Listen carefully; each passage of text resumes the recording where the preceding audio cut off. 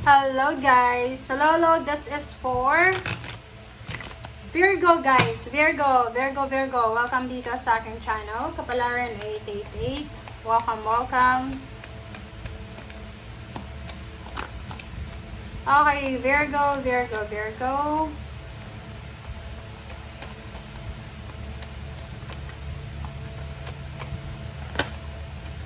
Okay.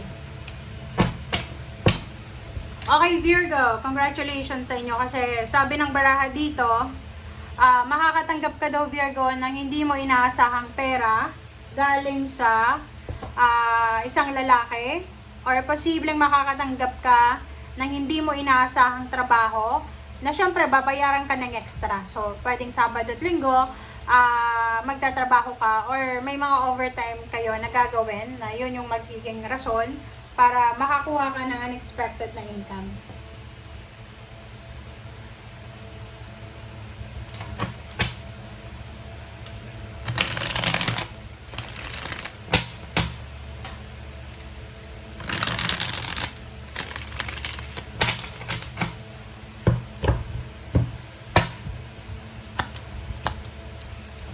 Okay, so the Chariot and Nine of Pentacles. So, nakikita ko sa'yo dito, sinasabi ng baraha Virgo na there's a harvest season ka na matatanggap this week. So, yun na nga. Possible na yun, may matatanggap ka na pera.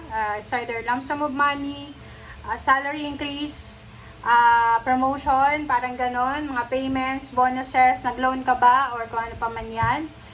Sinasabi ng baraha sa'yo dito na posibleng mayroon kang mamamanifest na financial success sa linggong ito.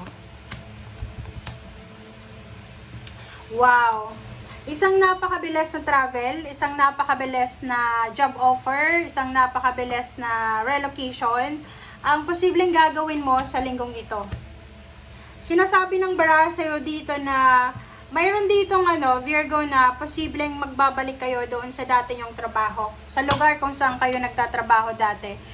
So, like for example, kung may business ka dati, magsisimula kang pag-aralan ulit yung business na ginawa mo dati, na isinarado mo.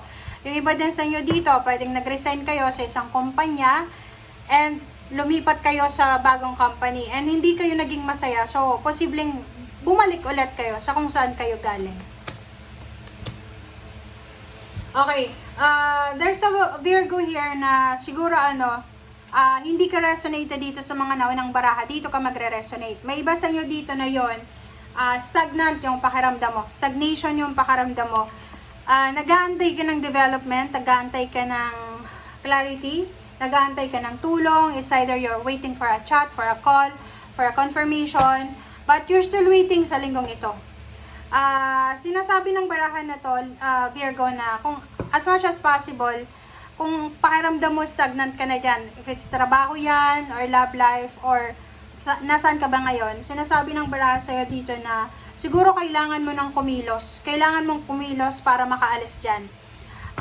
Sinasabi ng baraha sa'yo dito na kung halimbawa nagpaplano kang pumunta ng ibang bansa para makapag-ipon ng pera, para makahanap ng mas mataas na sweldo, ang sabi ng baraha sa'yo dito, possible to, pero hindi pa sa ngayon. Ito ay posible pwedeng sa future. Pero kung nasa ibang bansa ka na, and plano po pang pumunta, mag-cross country ka sa mas mayaman na bansa, ipagpaliban mo muna. Kailangan meron kang sariling pera, meron kang ipon na konti, para pagdating mo doon, sa bansang gusto mo, ay wala kang problemahin. Sabi ng baraha sa'yo dito, in the near future daw, posibleng maging negosyante ka. In the near future, posibleng ikaw ay magiging owner ng isang negosyo, or ikaw yung magiging boss or amo sa yung sariling negosyo, syempre. Yun. So, kung halimbawa feeling stagnant, feeling parang feeling mo restricted ka, sinasabi ng baraha sa'yo na hanapin natin yung kapayapaan. Okay? Mag-iingat tayo sa mga padalos-dalos nating decision making kasi baka, yun na nga, pwede tayong ma-scam, pwede tayong ma-trader.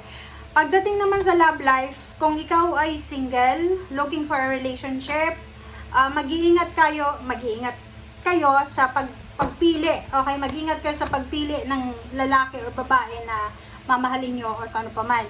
Kasi dito sa barahang ito, halimbawa may nanliligaw sa inyo or may nililigawan kayo, kailangan pag-isipan yung mabuti. Okay? Tanungin mo yung sarili, talagang seryoso ba to or seryoso ka ba? Tanungin mo yung sarili mo kung masaya ka ba sa kanya or ganito ganyan. Huwag tayong magpadalos-dalos kasi posibleng manluloko yan, lolokohin ka, or posibleng hindi naman yan, wala namang yung feeling sa'yo. Diba?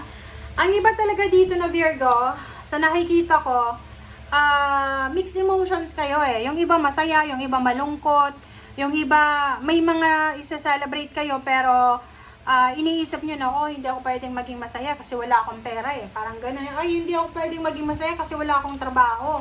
Parang gano'n. So, ang sabi ng Barasio dito, huwag kayong masyadong negative.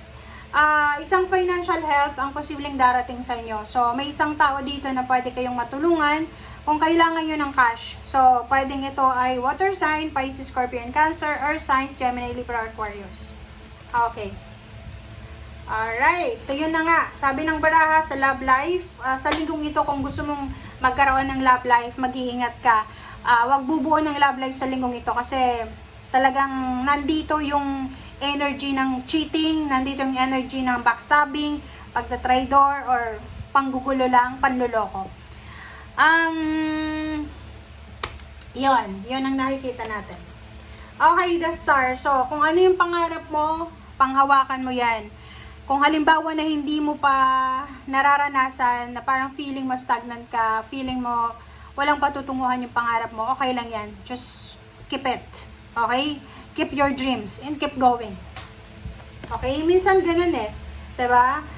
Sinasabi ng Bara sa'yo, kung hindi man matupad yung pangarap mo sa ngayon, there's a future na posibleng doon sa future makukuha mo kung ano yung gusto mo.